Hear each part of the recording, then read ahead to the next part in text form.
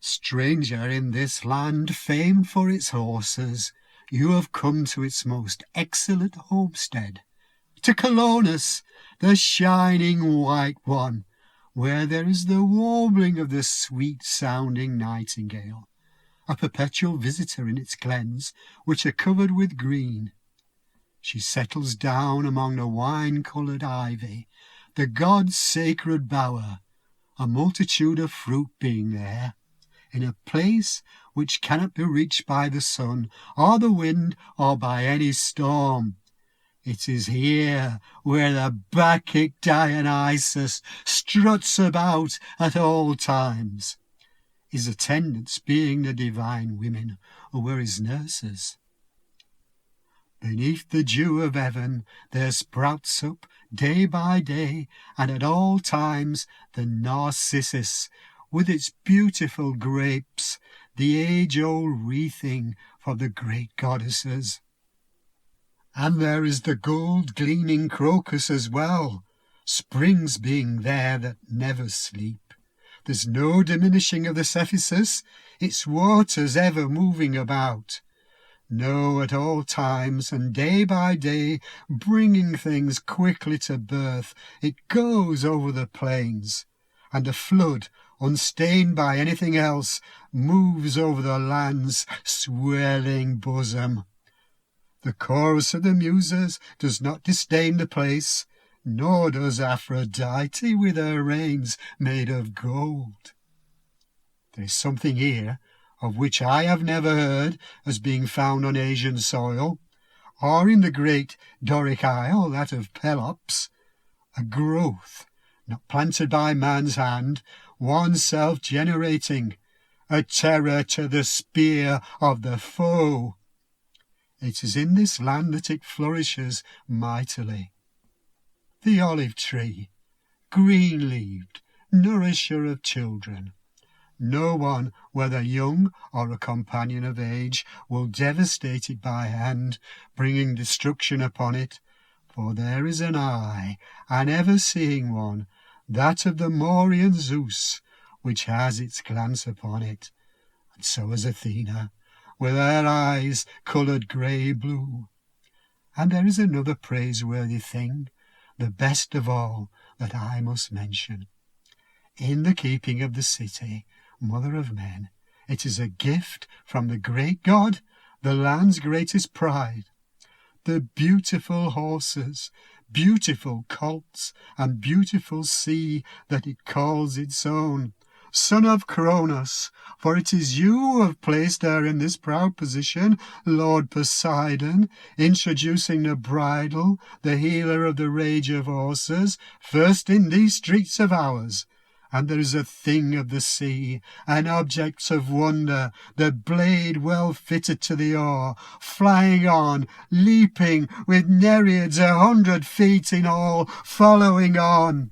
Land honoured by praise more than any other, now is a time for showing forth the truth of these words, lending you splendour. What new thing is there, daughter? Creon is approaching, father. He himself, and attended by a number of companions. Let it be from you, old men, held most dear, that there comes to be final proof of my being in safety. Be of good courage, it will be forthcoming, for even though I myself am an ancient man, the power which this land has not aged. You who are the men, being of noble birth, among those who live in this country, I can see by what makes its appearance in your eyes that a new fear has got its grip on you, as the result of my arrival. Dispel that fear, and let there be no unfriendly word escaping from your mouth. I have come with no intention of performing any hostile act, seeing that, in the first place, I am an aged man, and besides, I am well aware that the city I have come to is one equipped with great power, if any is in Greece. The truth is that, if I have been sent, being so greatly advanced in age, this has been done to persuade that man to follow me into the country which is the home of Cadmus's descendants. Besides, I am not one man's envoy, but have been commissioned by all the citizens. It's been incumbent upon me, by reason of my kingship with him, that I should grieve for his suffering more than anyone else in the city. Well then, lend me your ear, Oedipus, you man pursued by wretchedness. Come home.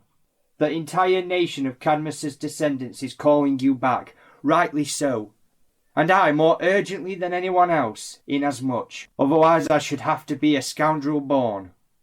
I do indeed feel the most petty grief, old man, over the evils which have befallen you, as I am made aware that the position which you hold is that of a luckless stranger, ever roaming about, with but one soul to serve him, and as you move on, being bereft of the means of life. As for her, unhappy girl that she is, never could I have believed that she would fall into such a state of degradation as she has fallen into, ever bestowing her care upon you and your poor head, leading a life of beggary, and she herself, despite her age, being unacquainted with married life, and finding herself in a position where any comer might do violence to her. Is it not a reproach, wretched indeed, which, miserable creature that I am, I have uttered against you, against myself, and all our kindred? However, there is no way of concealing that which is plain to see, and what I implore you to do now, in the name of the gods of the forefathers, is that you should obey me. Concealing these things, being ready to go to the city and the paternal gods, while, as for this city here, bid it a friendly goodbye, for she deserves it, while as for the city at home, it is only right that she should be held in greater honour. You, the man stopping at nothing in effrontery, you who extract from every honest word some trickery of one shade or another. Why this attempt? Why this readiness to catch hold of me a second time, placing me in circumstances where I should feel most pain if I were to be caught up in them? Formerly, when it was the special miseries I had been singled out for that I was sick with, when to be put out of the country seemed to me a thing to feel joy at, you did not wish, however much I wished it, to grant me that favour. Yet later, when the fierceness of my grief had spent itself, and it seemed sweet to me that my life should be one which was spent at home, it was then that you threw me aside and threw me out. And as for kinship, it was at that time by no means something which you held dear. But now that things have changed again, and you are made aware that this city, as well as all her sons, is well disposed towards me and ready to befriend me, you are trying to drag me away, clothing harsh things in words of gentleness. Yet what can be the nature of a delight such as this, to tender love where it is not wanted? It is as though someone gave nothing to a man who implored him that he should obtain a thing, being unwilling to lend him his assistance, while when the soul was satiated with what had been desired, offered it as a gift at a time when it was no longer capable of evoking any gratitude. Would it not be a futile pleasure that was thus obtained? Yet that is the character of the offering you bring along to me. Noble words, but when it comes to the facts, resulting from ill will. Moreover, I shall address certain words also to these men to show you up as an evil man. If you have turned up here to lead me off, there was no intent to bring me home. You wish to have me dwell outside the borders. The city, meanwhile, being unharmed and set free from any ill which might threaten her from this land. That is not in store for you. What is in store for you is this, that my avenging spirit will forever make its home in your land over there. And as for my sons, the only profit they shall have from this land of mine is this much, that they will suffer death. Is it not the case that my information about matters at Thebes is better than yours is? Far better. Insofar the things I hear are more reliable, coming from Phoebus himself and from Zeus who is his father.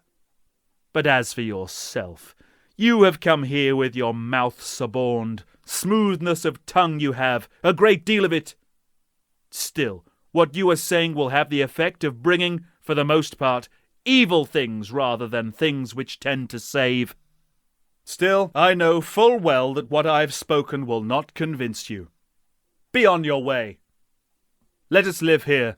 We shall not fare badly, not even our condition being what it is, so long as our life is one that provides joy. Is the burden of the speech you are now making your belief that I have been a failure regarding things which concern you, rather than that you have failed regarding things concerning yourself? What I have most at heart is that you should not succeed in talking me round, nor these men who are standing close to us. Ill-fated man, will even the passage of time fail to make it apparent that you have engendered good sense within yourself?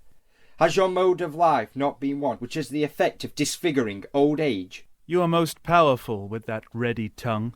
However, I know of no honest man who speaks well on everything. To say many things, and to say things at the appropriate time, are two different matters. Just as you speak briefly. But what you say at the right time. By no means in the eyes of any man who is equipped with a mind resembling yours. Depart, I tell you, in the name of these men, and do not stand guard over me, prescribing where I ought to live. I call these men to witness, not you, seeing what answers you have made to those friendly to you. Yet, if I ever catch you... But who would ever, these men fighting for me, take me by force? Yet, even quite apart from this, you shall suffer grief. In making this threat, what action do you have in mind? As regards your daughters, I had one of them seized, sending her away, and the other I shall be taking soon. Wretched man that I am! In no time at all you will have to bewail your wretchedness still more. You have my daughter in your power? Yes, and the other I shall have very soon. The misery of it! You men who are acting as my hosts, what do you propose to do? Will you betray me? Will you not throw this impious man out of this land? Move, stranger, out of here with all speed. You do not act rightly, neither now nor in what was done by you before that. This is the right time for you to take her away. Do it against her will, if she refuses to consent to come with you. Oh, the misery of it, wretched creature that I am! How can I make my escape? What protection can I receive, whether from the gods or mortal men? What are you doing, stranger? I shall not seize the man, but as for her, she is mine. Ah! You leaders of the country! What you are doing is unjust. It is just. How is it just? Those I am taking belong to me. City! The wretchedness of it! What are you doing? Will you not let alone? Soon it will come to a decision by force of hands. Stand back! Not from you, while this is the purpose which you are pursuing. It is the city against which you are warring if you harm me in any way. Have I not told you this before? Unhand the girl at once. Do not give orders where you have no power. Release her. That is what I am telling you. Be on your way. That is what I am ordering you to do. Come forward to this place. Come, come. You are residents here. My city is being overpowered by brute force. Come forward to this place. I am being dragged away! Miserable creature that I am!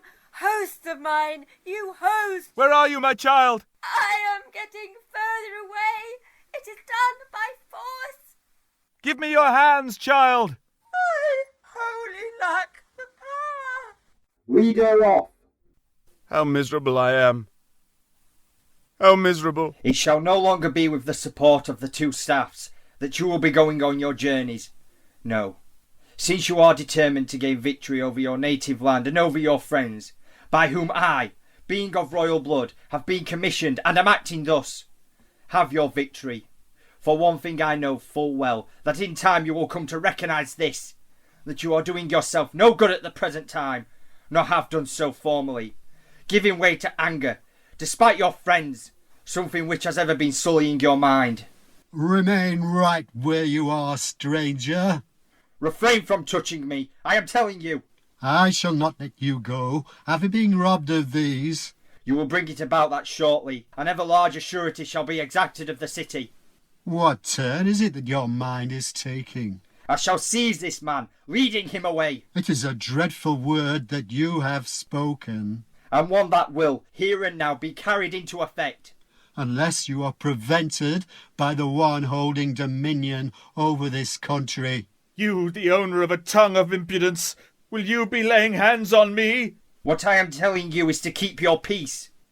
May these goddesses here do nothing to deprive me of speech before this curse has been pronounced by me. You, worst of men who have dragged away by force that which I had in place of the eyes formerly mine, the eye with no power of protecting itself, and after that wandering off. May you, as well as your kindred, have it granted you by Helios, by him who, among the gods, is the one seeing everything, that in old age your life should be just like mine. Are you taking note of this? You who are the natives of this land? They do take note, both of you and of me, and what they are thinking is this, that having suffered by deeds, my way of warding you off is to do it by mere words. I shall no longer keep my temper in check, and I shall lead him away by force, even though there is no one else with me, and I am slowed down by old age. Alas, what a wretched man I am. Equipped by what store of insolence have you come here, if that is what you propose to carry out? I do propose it. Am I then to look upon our city as not really one? When the case is just, it happens that the man who is slow-footed wins victory over the one of great size. Do you hear what he is saying? These things shall not be accomplished. Zeus may have knowledge of this, not you. Are these things not sheer insolence? Insolence, yes, but they must be borne with. People, all to the rescue! To the rescue! You who are rulers of this land! Come here in haste! Come! These men are crossing the borders!